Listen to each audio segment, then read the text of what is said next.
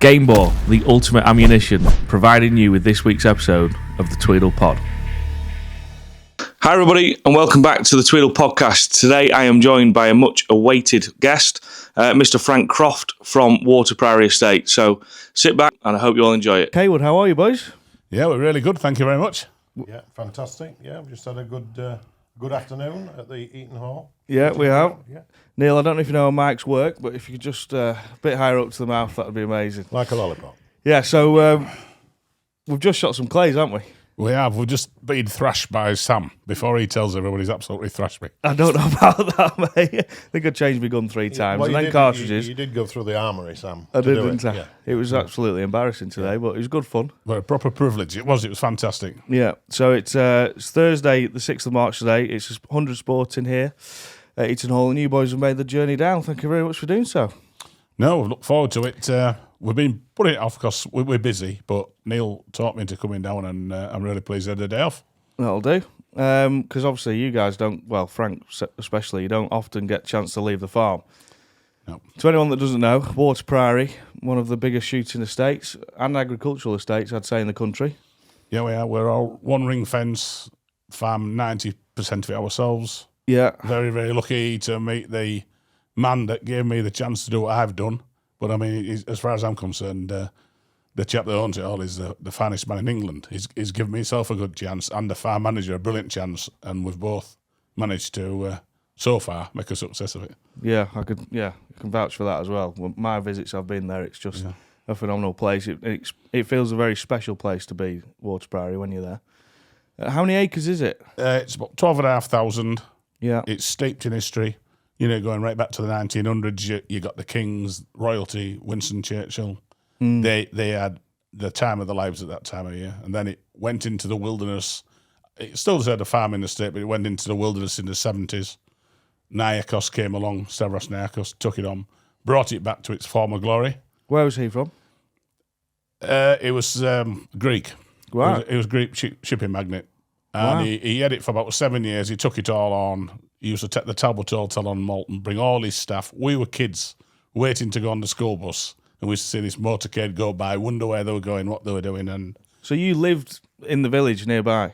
we lived at a village called North Grimston. It was like 15 miles away, but it was en route between Malton and Water Priory, and then we'd see them go back. Yeah, and it was absolutely fantastic to see them as well.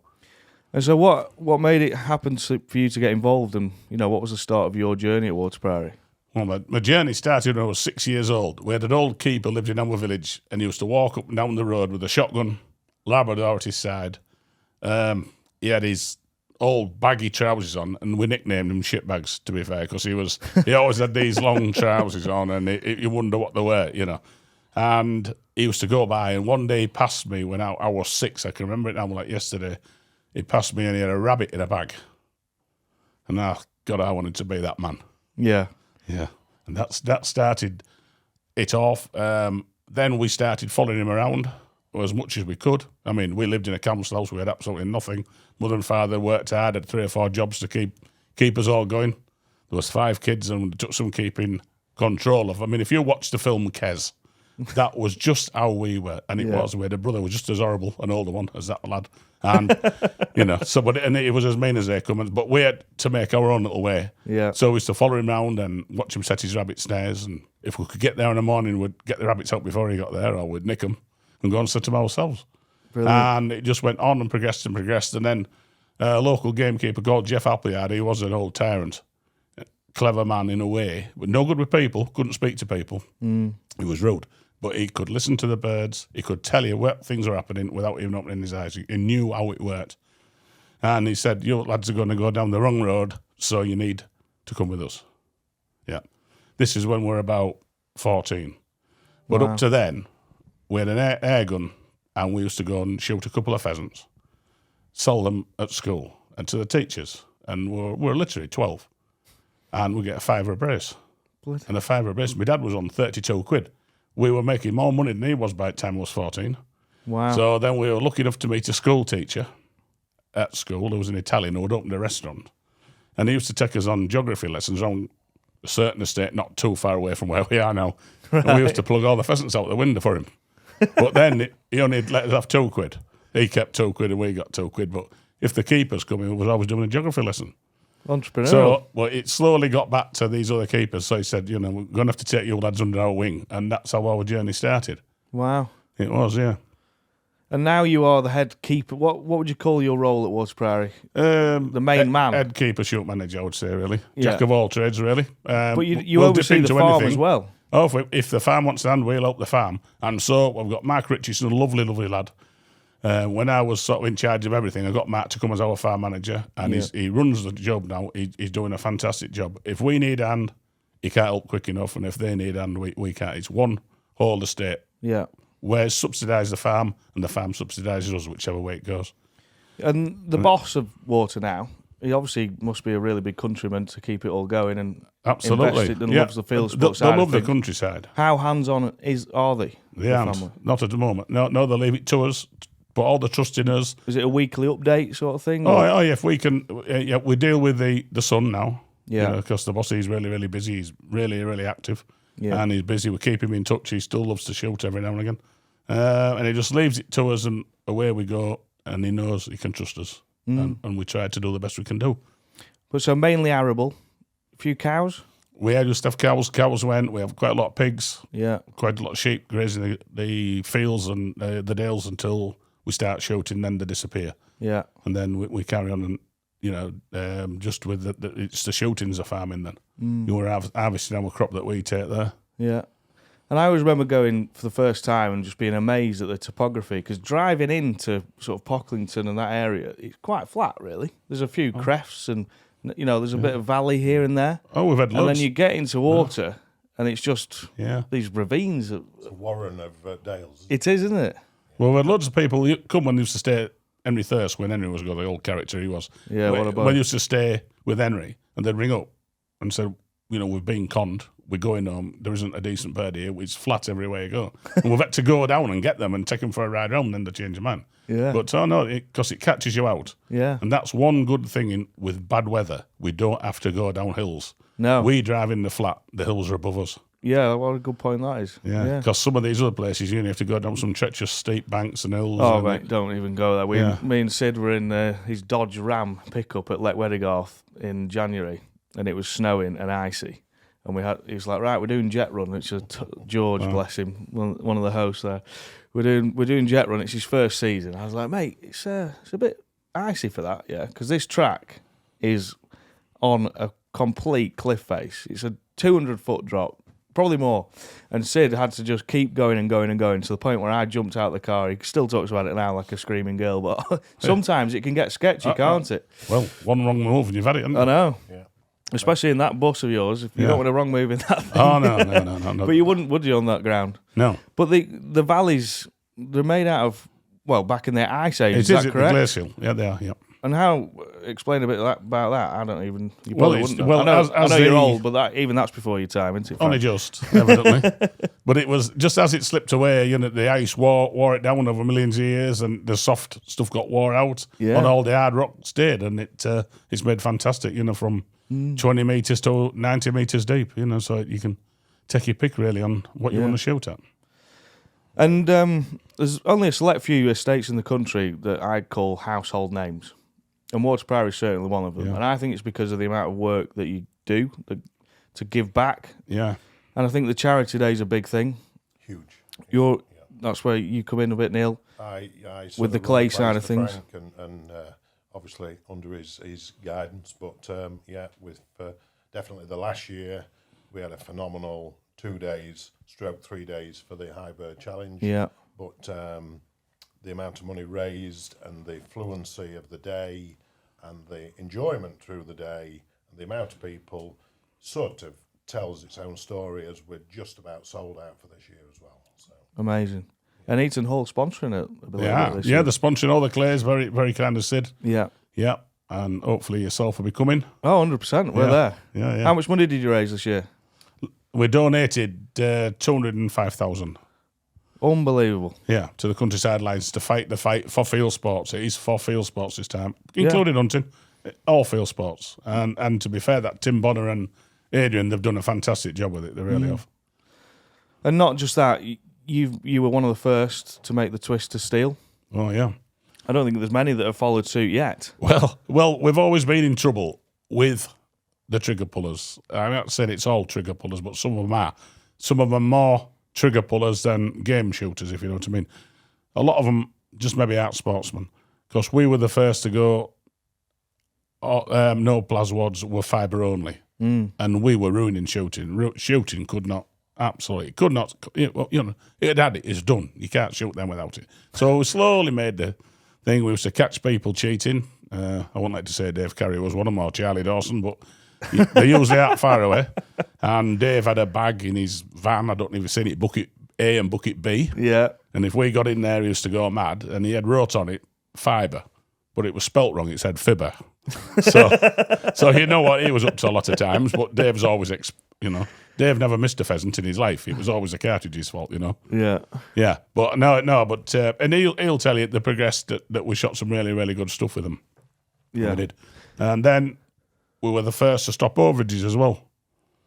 No shooting, one hand behind your back. We you paid for your day, and that's where it ended. If you shot your bag and a little bit more, you did, and if you didn't, it was tough luck. But that's how it went, and we have a great time with it, really. And I think certainly from people I know that go shooting there, and from my experiences as well, it works well because you know what you're getting. Do it's nice to go somewhere where you know what you've paid for, you know what you're about to get. Sometimes it doesn't always go to plan, but you've got a pretty good system up there, Frank. Yeah. Normally it does, doesn't it? And it does most of the time, but we don't try to do excuses. We just try to do the job and make it as pleasant for everybody. And we're not the ice in the world. We haven't mountains. No. But they are ethical birds that you can shoot. And if you shoot them, you were never there to hurt them. It sounds bad, but you're there to kill them. Yeah. And you can kill them. And I think more importantly than anything, your hospitality, like we were speaking before about, it's the night before, isn't it? Or the pub after. Yeah. That's the most important thing. It's a day out with friends. It's a shooting party. It was always a party. That was the idea of the gun bus. It wasn't 9 people coming to kill stuff. No. It's 9 people having a lot of fun. Sometimes shooting was secondary. But the great people, but they come back. We don't need agents to sell for us. We do it all ourselves. Yeah. And we've got a lady in charge called Amy. She's fantastic. Yeah. She's very enthusiastic, I'll give you that. Yes, but, she is. she does the job and does it really well. Yeah, she does. Yeah. She's fighting people off now, which is great. Including me. The economic climate isn't good, is it, really? I know, it does blow your mind, doesn't it, really, where we've had a chat before that you'd one day left. Yeah. Hopefully me and Sid have got our names on that. Yeah. And then, but you just think we've not long gone through the season. We're a month out the season and it's sold out. Bonkers. Yeah. But on to steel then, my experience, I said this on a podcast actually with Dave, my experience was unbelievable. Like, you can't really see that there is a difference. Yeah. But if you didn't tell people what they'd got in the pocket and you just let them shoot, they'd shoot just the same. Yeah. A lot of the people that miss with steel would have always missed with lead as well. Yeah. But, we've witnessed some extreme birds shot with steel, Yeah. stone dead, and again, it just shows it's where you put it in the right place. And we don't profess high performance steel. No, we don't do that at all, no. The cartridges used are either game bore or Ely, and they certainly do the job. Yeah, they do. Obviously, they can use bismuth if they want. Certain guns do, but it certainly works. The other lovely thing about Water Priory, there's definitely no them and us. When people come, 100%. everybody sees everybody who works on the estate who's there on that day, and there could be in excess of 70, 80 people. Catering staff back at the lodge, always a fantastic turnout. From how old's the oldest beta? 80 odd? Yeah, he's in his 80s, yeah. 80 odd, down to 12-year-olds who come on a Saturday when they're not at school. Yeah. So it is absolutely. And 70% women, I would say. 70%. Yeah, no, it is amazing to see when you're there. But so the move to steel was quite ballsy, really. Yeah. Well, why did you? Well, we were told by the game dealers at that time that obviously a certain person who's always on the telly on BBC was pushing that it was was put into the food toxicity through lead. I mean, personally, we don't know anybody who died with it or whatever. It may be the case. So lead had to come out of food. Yeah. And our division have always said if it doesn't go for food, we're not doing it. Yeah. So we had to shooting them, burying them, or burning them. It has to go for food. And from day one, we still have a paper trail from 22 years ago. What happened at Water Priory, and we can account for every pheasant, barring maybe a few that were badly damaged in those days, but they didn't want those now. Wow. Cost a shot with steel, they'll go to the supermarkets, the scrap from, they're there every day. We go around with a fridge van on the shoot. As soon as a shot, they're into the fridge in trays, and away they go. And every night they're waiting for us. Yeah, and the market is there, but it's just people. Whereabouts is your dealer taking them? Do you know? Restaurants? Supermarkets, most of them. Books? Yeah, it's all going to a branded supermarket, but I don't say our name, but it is going to a branded supermarket. Yeah. Yeah, and a big one as well. So we're lucky there. But it's, like I said, we see less wounded game with it. We don't know why we are, but the pickers up are saying they don't get as much wounded game. Right. So we would thought it would be in the opposite, but it's definitely not. So if it actually maybe passes through them, I wouldn't know. But you don't get them, and you don't get them going like gangrene later neither, a week later if there was something did survive. So it's, it's pretty good. And as a whole, the farm's self-sufficient, I believe. You've now probably got eggs in trays, have you? Eggs in the incubator. Eggs in the incubator. Setters, they're in, yeah. And that's everything from pheasants and partridge? No, just to make partridges 22 weeks old for the start of the season. Proper strong birds, yeah. So the good thing about that is nothing's moving in from another farm onto Waters Estate. It's all done in house. Yeah. Everything's done in house, done properly. It's all there.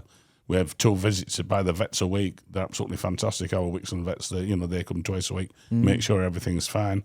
And with them coming, they give us ideas, and the antibiotics have cut down by, I would say, 2/3 now to what they used to do. Yeah. Yeah. It keeps everybody on the toes of the vet coming because everything has to be clean.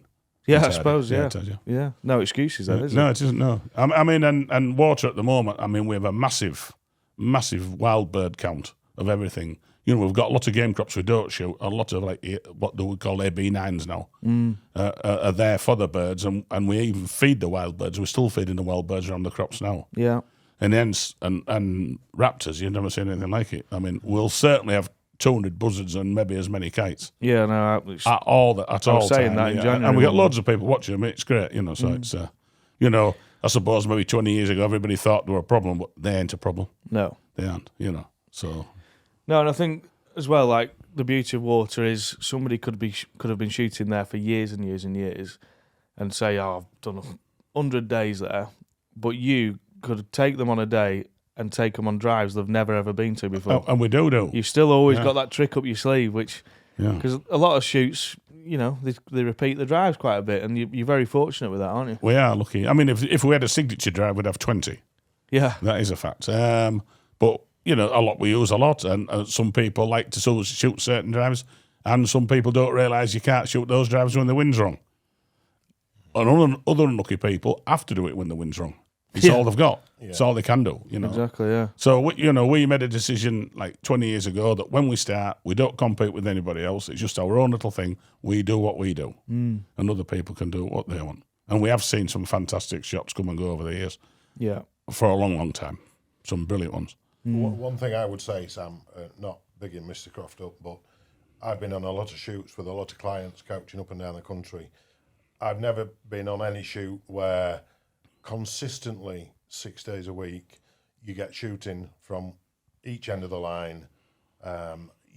If it's not going right, it's put right behind the scenes with Frank. He is like a magician. He makes things happen. You might drive in the opposite direction, but they come over and he tailors everything to him. Credit to him. He works magic behind the scenes, and again, he might change something mid-drive, but it works, and all the lads will, the guns, you might be number one and think, plumbing out, this is never going to happen, but he'll make it happen. The dynamo of field sports. Definitely. Well... I always You've say, been called worse, haven't you? Oh God, yeah. I always say a pheasant has a brain like a pea, and when he outsmarts the people that are doing it, it's hard luck, isn't it? Yeah. No, it is. It has to be put right. If everybody's paying, they deserve to be in it. 100%. At some stage, Yeah. maybe 60, 80 shots, but you've still got to go. There's still a lot It's of when shots. you don't get any, you don't worry about it. Because it's not a good spectator sport all the time. No, it Not if you're isn't paying. really. Yeah. Yeah, about spectators, though, you must have been able to see a lot of very good shots. Who would you say top 3 best game shots you've seen come through Water's doors? I have. Years and years ago, there was a chap called Trevor Banks. He was fantastic. Eric Grantham. He was another fantastic shot, as we were kids and growing up. Right, yeah. But shooting then was a different thing because everything was didn't have- magical. I mean, I went on the first day's shooting we ever skied school and went on it. It was one of Dave Carey's friends. I mean, Dave, I hadn't even thought about shooting then. It was called Charlie Dawson, who sadly died last year. And Charlie had took a 30-bird day at Setchington. Half walked up, a little bit of driven. And they were lads in the 20s and they were excited and, you know. Oh, I can imagine. I mean, really, they got sent home for shooting what they shot now. But Yeah. it was magical. And I can still see him now. I can still see him doing it. Yeah. In fact, we still spoke about it. It was absolutely fantastic, yeah. Yeah, I had a lot of experiences like that as a kid, but it is a lot different now, Yeah. isn't it? Yeah.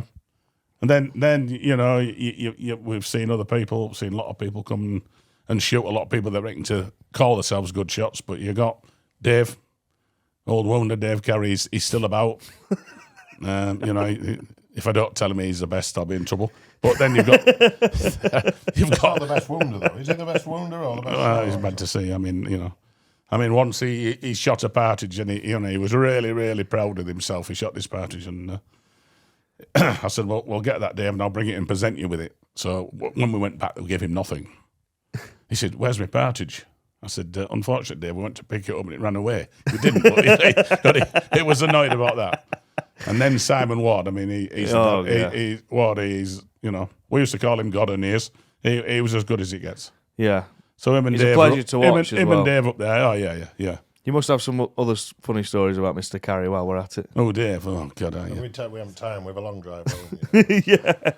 Yeah, he had a dodgy knee before he had his knee put right, and he was shooting. Simon Ward was there, and Dave was at the top end of this drive, and this really iron pheasant come over, and it was a proper one, and Dave shot it, and at top of his voice he shouts, "Get down, Shep," as he does. Yeah. How about that, Wardy? Turned round and his knee collapsed and ended up head face down in some cow crap. So that was quite funny. Oh dear, Dave. And then we asked him not to move off his peg because he's a constant wanderer if he gets half a chance. And he wandered back a bit. Oh dear. So next, you know, Kevin Joplin shoots this really high pheasant. It wasn't high and it was dropping forever. Next thing goes clatter bang. Dave's upside down. Oh no. His monocle's gone off. He can't find his glasses. He's laid out, and everybody's really worried till they saw him rubbing his head, and then they just carried on with shot rest of the drive. So, yeah. What a boy. Oh, he is. Yeah, but no, he's right up there with him, and so's Kevin Joplin. Oh, yeah, without a doubt. He's He's a good shot, and a proper sportsman is Kevin. We have a lot of And you've people got one come here as well. You've got one here what's scoring today. Sean Bramley. Yeah. I mean, he's a proper countryman is Sean. Yeah. Yeah, he is. He knows it inside out, and his dad was a marvellous man as well. He was a keeper. Keeper, yeah, gamekeeper. Yeah, he was, yeah. He don't get his gun out often enough, Sean. But Sean when, doesn't, when he no. does, he's Phenomenal. not lost it, I tell you. No, he isn't, but he's such a nice character. Everybody loves Sean. He is, yeah.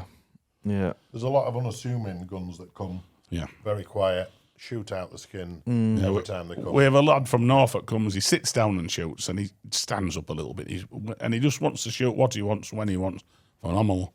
And he's never shot still before until last year, just took it on the chin, and he's still, I mean, you know, 60, 70 yarders, not a problem to him at all. Yeah. Yeah, and if he's putting it up 9 times out of 10, he's coming down. Yeah, he's a lovely lad, yeah. Not one bit greedy neither, you know. No, it's good to watch, isn't it? A good It is, shot. yeah. And so, summer's looming. Sim days? Sim days. Your forte, Neil? Yes. Privileged to be able to host our simulated days at Water Priory. My company's Sporting Simulated Game. We have pretty much the run of the estate. We shoot the drives you would shoot on a shoot day. Yeah. We use the lodge. We have the catering. It's everything you would get on a shoot day other than the feathers, basically. Yeah. For a lot less money, but as enjoyable day. A lot of the guns who shoot in the season come and shoot with us as well. So Yeah, brilliant. I'm sure it's a great day because of the way water's set out anyway. If you can use the lodge, you're halfway there, aren't you? Oh, yeah. It's a good day. Yeah. We do. If you get the breakfast, it's a good day.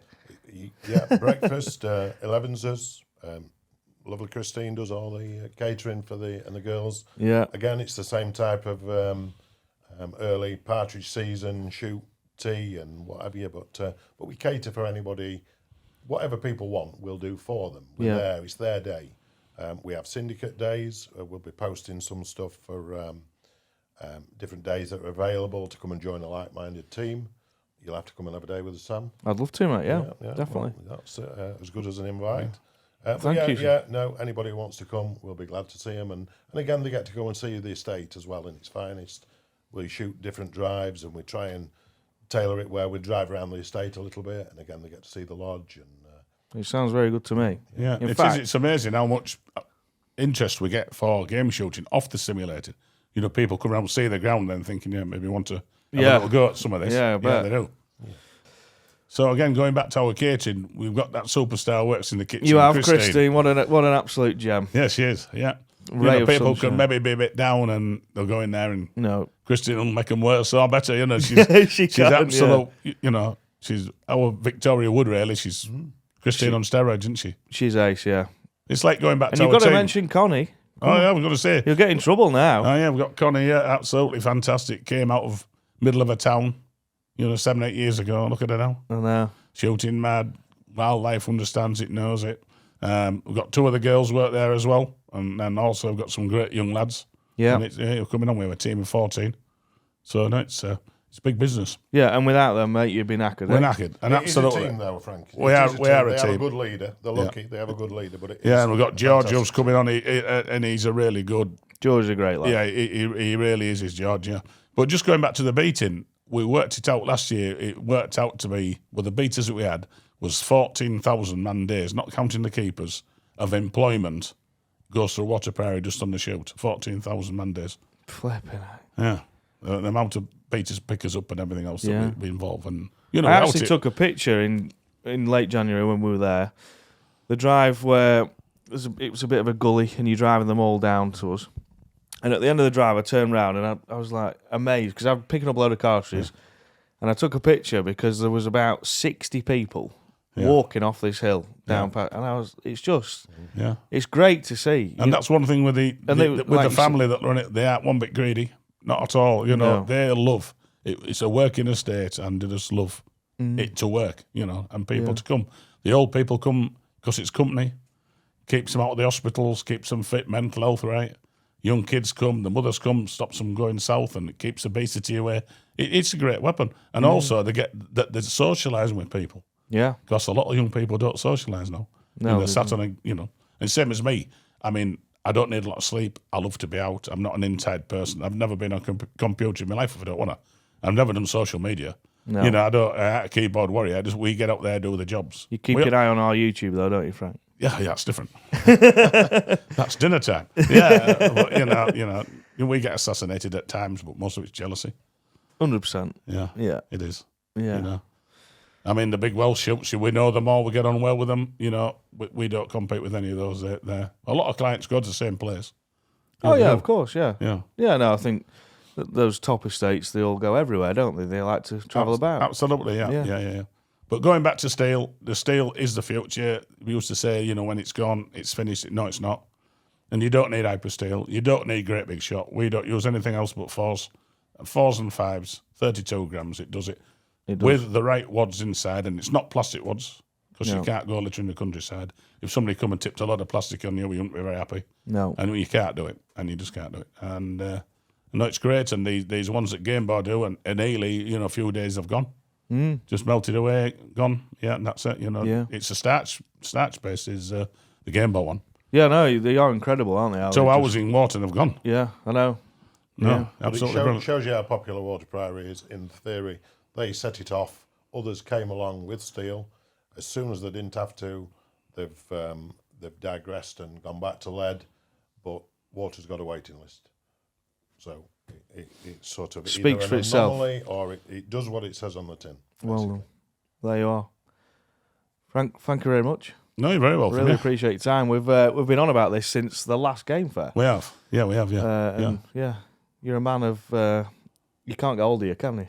Well, You've had 1 week off from the season. You went to Miami. Yep. Now you're back and you've come to Eton Hall. I feel absolutely privileged. Yeah, no, it's great. No, it's been a privilege to come down here and to see what Sid's doing. It's just, Yeah, no, we're Yeah. really, really pleased with it. And Yeah. it's coming on really quickly. oh, it really is, yeah. And you've got the right people coming down coaching as well, haven't you? You've got Mark Windsor, you've got Yeah, Sean here. yeah, yeah. Laughing.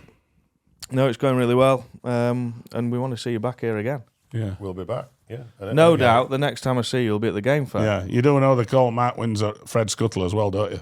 Is that right? Yeah, it is, yeah. Because I remember Fred Scuttle was on Benny Hill and he used to go on his head. Can you remember little ball fella? He used to tap him on the head, called him Fred Scuttle. And Mark once had been invited to shoot with us and he came along and there was an old chap there, very posh.